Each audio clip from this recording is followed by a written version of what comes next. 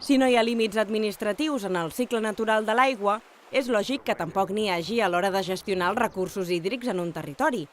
Això és especialment rellevant a les grans zones metropolitanes, com la de Barcelona, on conviuen municipis de diferents mides i característiques.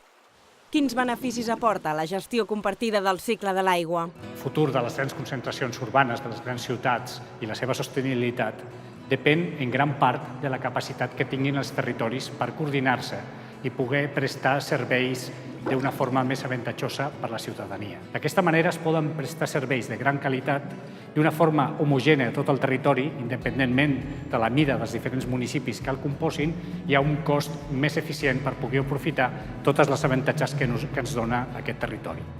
En el cas de les infraestructures del cicle de l'aigua, això és especialment important. A l'àrea metropolitana de Barcelona portem anys gestionant de forma integrada el cicle de l'aigua. Això ens permet completar definitivament tot el cicle, el que significa poder utilitzar l'aigua regenerada a partir de les nostres depuradores i tornar-la a posar en servei dels diferents usos que té la ciutat. L'àrea metropolitana de Barcelona la formen 36 municipis, on viuen més de 3,2 milions de persones. Compartir serveis entre municipis és, doncs, l'alternativa més eficient i rendible. Sobretot en el cas dels municipis més petits, que no tenen la capacitat de fer front als elevats costos que se'n deriven.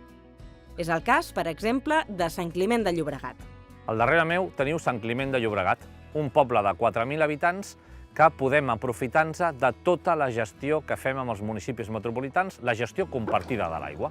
Sant Climent no podria tenir infraestructures com el laboratori, la planta d'aigües regenerades, les plantes d'osmosis, les plantes potabilitzadores. Per què? Perquè al seu municipi petit el que busquem és compartir de forma mancomunada amb tota la resta de l'àrea metropolitana.